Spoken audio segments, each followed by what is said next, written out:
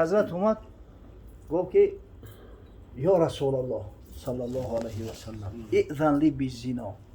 گفت همه کارا قبول دارم، نه همین شهوتم بسیار بلندی بده، اجازت بده که من همین زنا را کم کم دوام بودم بگیرم. اطراف دیگه همین مردم در اطرافش جمع شدگی، بعضیا دشمن حقارتش کردن، بعضیا یگان مشتکشم زدن. بعد حضرت صلی الله علیه و سلم گفت که نزنینش، نزدیک بیارینش. بعد نزدیک اومد، بعد سینش گفت اجلس، بشین. و پیش حضرت صلی الله علیه و سلم شیشت. و حضرت صلی الله علیه و سلم گفت که افتحب زنا لامک، تو میخواهی که یک کس با مادرت زنا کنه؟ گفت لا یا رسول الله جعلنی الله فداک. نه ای حبیب خدا، گفت خدا مرا فدای تو کنه. کدام آدمی به عقل میخواد که با مادرش زنا کنه؟ گفت ولا الناس یحبونه لامهاتهم. انا همین مردم هم نمیخواهند که با مادرشو زنا کنن. و تو بدبخت زنا میکنی با مادر یگان کودک زنا میکنی. افتحبه لبنتک، میخوایی که کسی با دختریت زنا کنه؟ گفت لا یا رسول الله جعلنی الله فداک. نه پیغمبر خدا، خدا مرا فدایت کنه. گفت ولا الناس یحبونه لبناتهم. انا همین مردم هم نمیخواهند که با دخترشو کسی زنا کنه. بعد همین بنابرای افتحبه لاختک، افتحبه لعمتک، افتحبه لخالتک. آیا میخوایی که کسی با خواهرت زنا کنه؟ میخوایی کسی با عمت زنا کنه؟ با خالت زنا کنه؟ هر بار میگفت که نه ای پیغمبر خدا، خداوند مرا فدایت کنه. و مردم هم نمیخوان که با خواهرشون و خاله و عموهاشون و محرماشون زنا کنن. بعد میگه حضرت دستش در بالای سری همون آدم دعا کرد، گفت اللهم اغفر ذنبه و طهر قلبه و حسن فرجه. خدایا گناهاش رو ببخش میره. ثواب پیغمبر آخه دلش پاکیزه و تازه کن و فرجش از زنا و از حرام نگه بدار. همه جوان میگه به شرافت سخن پیغمبر و دعای پیغمبر از زهاد صحابه شید. یکی ای زاهدترین صحابه پیغمبر صلی الله علیه و سلم بود.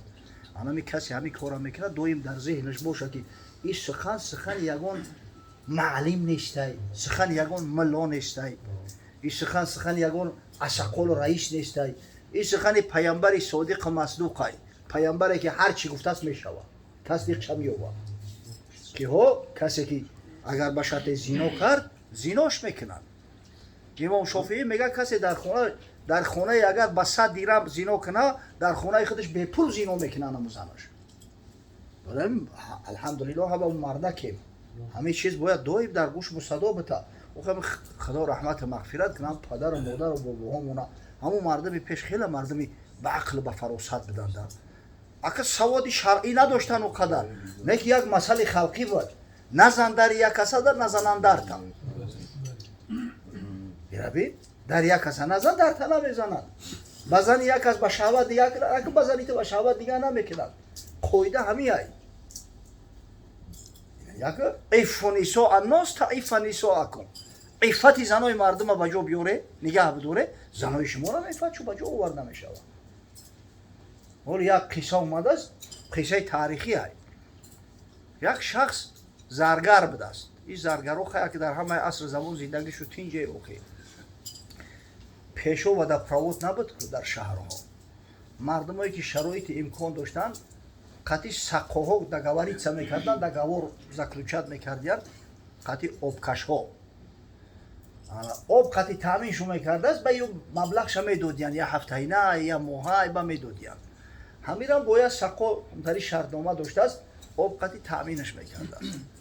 همون مدت 10-15 سال فقط هم یک آدم آبی خونه را تامین میکرده است. یک روز این زرگر در دکان شیشتگی یک زن جوان میآید، چله خری. بعد میگه که به همین رزمیر همین انگوشتم یک چله بیار. با این میبینه دستای بزه بخشرو، یکی حواسش میکنه مردک در میخپه دستی همون زنک و خودش هم چله را میدوزه و بعد دستی همون را میموله میسوس میکنه. عجب دستی خشرو، عجب دستی خشرو افته، حواس میکنه. شب خونه میآید که زنش هم تا رستش میمونه. بسیار زنی صالحه است، زنی مستوره. روز شب گو بدبخت چیکار کردیم؟ هیچ کار نکردم. نه روتاسیون نکمیگا. آنیخت چیگه خوردگی همیوز. گابزن نباشم من طلبی طلاق میکنم قطعی زیدگی نمیکنم. بعد بسیار سختش گرفت. گفت زنگ نمی خیلی کار شد. همین زن دیدم یکی به اختیارم خیلی دستش شکیدم و گفتم که منزه هست پروردگاره که این خیلی دست نکی وزیر بخشور رو خلق کرد. اخ خونت بسوزه گفت. همین این همی سقایی که برای ما را آب میکشید در همین مدت 15 سال یکم برام تا سرش برداشته نگه نمونه کرده است میگم.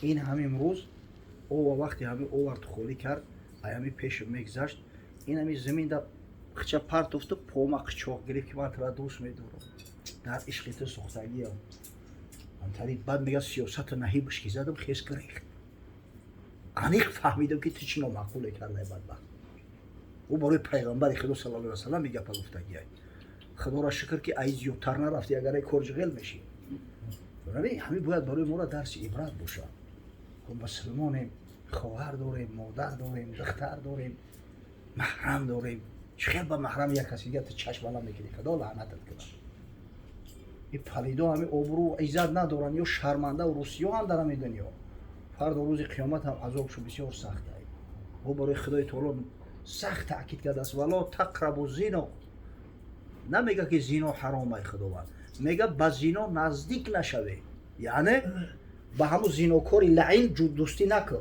همکاری نکن همنشینی نکن فهمیدی از دواعی زنا احتیاط کن با زن نامحرم شمپرونی نکن گپ نزن با زن نامحرم سلام نکن دستشانه تکن تلفن قطعی معامله و معاشرت نکن همه در همون دواعی زنا میدروید در صحیح مسلم اومده است روایت حضرت ابو هریره میگه پیغمبر خدا صلی الله علیه و سلم گفت کتب علی ابن آدم نصیبه من الزنا مدرک ذلک لا محاله در نامه اعمال فرزند آدم همون مقدار زینایی که در زندگیش میکنه الکی ثبت چیدگی ای تقدیرا آمدگی ای اگر ثبت چیده باشه علاج نداره همون میویه به سرش و میگه یعنی فقط زنا غرض از زنا اینمی مقصد انا لوبادیه نیره نمیگه پیغمبر صلی الله علیه و سلم هم خوبگی را نمیگه میگه فل عینان زنا هم نظر این همی دو چشمه زناشون هم نظری حرامه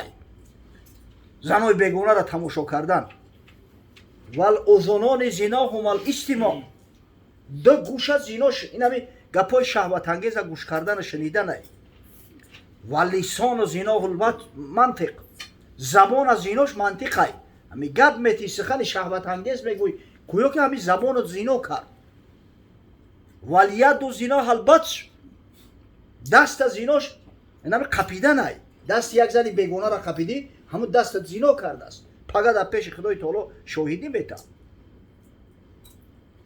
و رجل زنا هلخطا پا از زیناش همون قدم زده به همون جاهای حرام و فساد رفتن ای بعد حضرت گفت والقلب یهوی و یتمنا انا ای دل به گم میزنه ای تری کنم او تری کنم شیطان وسوسش کردن میگیره والفرج یصدق ذلك او یکذب ای فرج همون را یا تصدیق میکنه یا تکذیب میکنه روز محشر هر نهان پیدا شود هم ز خود هر مجرم رسوا شود دست گوید من چنین دزدیده ام لب بگوید من چنین پرسیده ام چشم گوید کرده ام غمزه حرام او چشمکی زدنات رود سیاه میشود چشمت فرد روز قیامت گواهی میده گوش گوید چیده ام سوء کلام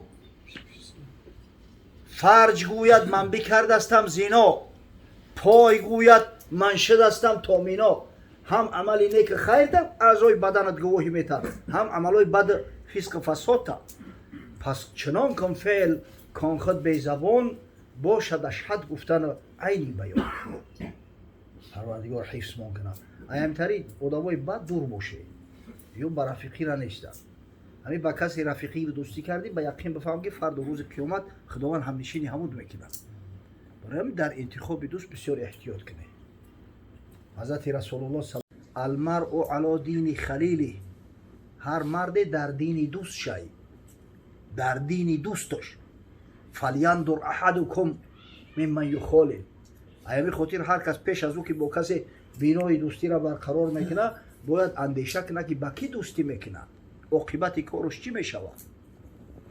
و المرء مع من احب، هر کس همراه محبش حشر میشود. فرد روز قیامت هم خاطر دوستی انتخاب کردگیت حشر میشه.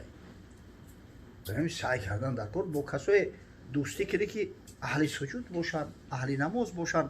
دیدن تنبلی میکنی و بیان تاکید کنن که بچه چند روزی در نمازی بونده در مسجد نمیبینم، یکون کسلی چی در دوری ها جورا بیا همین کارای با خوب تا بس که نباشد دوستی را قطعیت قطع بکنه. انا خیلی رفیق باشه سبب نجاتت میشه و هم در دنیا و هم فردا روز قیامت. نگی با همین فاسق فاجر اگر رفیقی کردی ممکن تا فسق فجور نداری، نه یک از قطعی همون دیدد در جای بیرم میگه روش سیامی تای کنوش ترایه بیرم. حدیث در صحیح امام مسلم های، صحیح ترین کتاب در پهلوی صحیح بخاری. رسول خدا صلی الله علیه و سلم میفرماید احب الاسماء الى الله عبد الله و عبد الرحمن و فی روایت ما تعبد له. محبوب ترین نام ها در رضای خداوند نام عبدالله و نام عبدالرحمن است. در غیر صحیح مسلم در بعضی کتاب‌های حدیث اومده است که محبوب ترین نام در پیش پروردگار هر نامی است که دلالت به بندگی کنه. یعنی پیش از نام‌های 99 الله همین پریفیکس عبد بیاید. عبد یعنی بنده، عبدالله یعنی بنده الله. سبحان الله. این را ببینید محبوب ترین نام همین نام عبدالله را نام بزرگتر در اسلام نیست. هم آدمایی که آگاه هستند الحمدلله فرزندان را عبدالله نام میکنند، بنده الله. خود پیغمبر صلی الله علیه و سلم در اکثر موارد وقتی نام صحابه را عوض میکرد همون نامایی را که موافق نبودن، نامای ناخوش بدن، یا عبدالله شو نام میکرد یا عبدالرحمن. خدا برکت بده. همه مرد خدا ببینه برای فرزند اصلا هر پدر یک الگو های، یک نمونه های.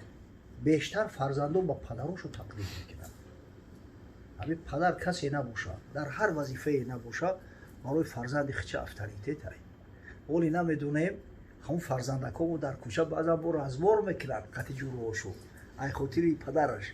یگون گپ میگه پدرش که یک سال میشه تعریف میکنن و همون پدر رو افتخار میکنن. همین سعی کنیم که برای فرزند نمونه حقیقی بشیم که حقیقتا هم فرزند بتونه که به ما و شما افتخار کنه. خدا رحمت کنه شیخ سعدی را. حضرت میگه که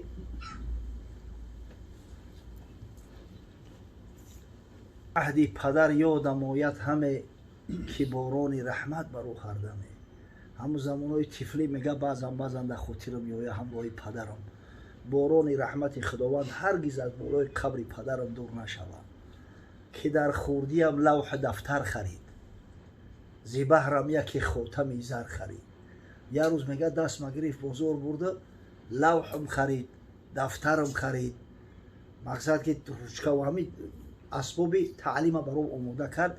با میاد چلاک دیدم میگه دلم گم زد. میگه گفتم پدر همین چلا را بخرم. خیلی فرزند شرینه روحی همون چلا را گرفت در انگشتم کرد. میگه برآورد ناگاه یک مشتری با خرمای از دستم انگشتری. یک سوداگر شستر یک دامو بازار میگه چلا را دید چلا قیمت استاد فریاد کرد. بچه جان گفت خرمات میتم چلا را نمیتی. بیچاره کودک اگه جو میفهمه که چلا قیمت های نرخش بلند های همی از خرماه که داد میگه چلا را دستم گرفت. چه نشناسد انگشتری طفل خورد به شیرینی از وی توانم برد. خب به قدرش که نمیرسه یعنی فریبش میکنن یا شیرینی قطعی میگیرن ای دستش. حضرت میگه که تو هم قیمت عمر نشناختی که در عیش شیرین در انداختی. ای مسلمان زاده انا میتونم به قدری همه عمر نرسیدستی. برای همه عیش دنیا شی دنیا همه لذت دنیا خدا در بلاها گرفتار کرده. اونم کسافت گفتستی قسم به الله دلی من با هم بدبخت میسوزم که مرتکب این قدر گناه و این قدر زنا شده است. با یقینا معلوم است که ای خانواده‌اش کسی زینوش از سیاه میکنه پگه بود پیش خدای تعالی جواب میگه. تو هم قیمت عمر نشناختی که در عیش شیرین در انداختی. در آن روز که از فعل پرسند قول اولوالعزم را تنبیل ارزد زی حول. در روز قیامت از فعل از سخنت از گفتارت میپرسد پروردگار. چنان دهشت داره روز قیامت که پیامبرای اولوالعزم از ترس خدا در لرزه میغلطند. در میان پیامبران 5 پیامبر اولوالعزمند، اینا بزرگترین پیغمبرای خدا اند. محمد صلی الله علیه و سلم، ابراهیم علیه السلام، نوح علیه السلام، موسی علیه السلام، عیسی علیه السلام، یا بزرگترین پیغمبرای خدا اند. همه را میگه لرزه میگیره در پیش غضب خدای تعالی. بر روزی که دهشت برند انبیا، تو عذر گناه را چی داری؟ بیا. اوقی در روزی که پیغمبران خدا حتی دهشت فراشو میگیره، تو خونه سوخته در پیش خدا چی بگفته باشی؟ و برای گناهات چی عذر داشته باشی؟ زنان را به عذر معین که هست زی طاعت بدارند گهگاه دست. تو به عذر یک سر نشینی چه زن، روی کم زیزن لافی مردی مزن. زنکای ازرق دارن وقتی همون کس حیز میشوند، همون وقتی قایده شد ارباسر میشوند یا وقتی کودک تولد میکنن، تو همون خشک شدن شونه از نماز اینا خالی هن. در رمضان اگر همین کار واقع شود روزه را میخرن، بعدا قضاش هم میدورن، اما نماز به همین ساقط میشه و اون نماز دیگه قضا نمیخونن. اما تو میگه به یگان عذر زنک بر یک گوشه دا میشینی، نماز خدا را نمیخونی، عبادت خدا را نمیکنی، چی دعوای جوان مردی میکنی؟ روی کم زیزن لافی مردی مزن.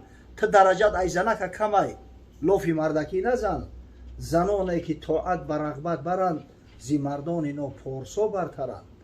همین زنکایی که عبادت خدای تعالی را بر رغبت میکنن، والله خاکی پاشو ای هزار مردکی بی غیرت بی همت بالاتر ای. ببینید فرزند همیشه تقلید پدر هم میکنه، در همه کار تقلید پدر هم میکنه. اگر ما جوان مرد شدیم فرزندامون هم با یقین جوان مرد میشن. همون فرزند میبینه که مثلا پدرش مهمان نواز ای، اینا مهمان نواز میشه، اما کار و رفتار علاقه در وجود و شیشتگی ایوان. ای خودش میبینه که پدرش مسجد میروه، نماز در مسجد میخونه، علاقه همون به همون انس گرفتگی ای. او دیگه خیلی بی نماز تصور کردن نمیتونه. برای پدر باید الگو باشد برای فرزند. اینا ببینه محمد الله را پدرش این نامی بزی به خشرو را مونده است، محمد الله. الله اکبر. نام محمد بزرگترین پیغمبر خدا، معروف ترین نام در دنیا، در کتاب رکوردهای گینس هم هست نام محمد. در جای اول در دنیا نام محمد است صلی الله علیه و سلم. سبحان الله. و محمد الله را فرزند چه نام کرده است؟ عبدالله. نامی را که پیغمبر میگه پیش الله محبوب ترین نام است. در اسلام شاید از همه بیشتر همین نام عبدالله باشه. همین ابوبکر صدیق شروع، از ابوبکر صدیق ای صحابه پیغمبر، همین حضرت ابوبکر نامش عبدالله ای، عبدالله عثمان. نه که از بس که بسیار آدم زیرک بود، کردان بود، مردم راه نشان میداد، همین تخلصی ابوبکر براش داده بودن. نبوشه ای بگیم کنیش ای، نامش نیست ای حضرت. بعدا بعد اسمی خاص شدن خیلی رفت علم شد، اما در ابتدا مقصد اسم نبود.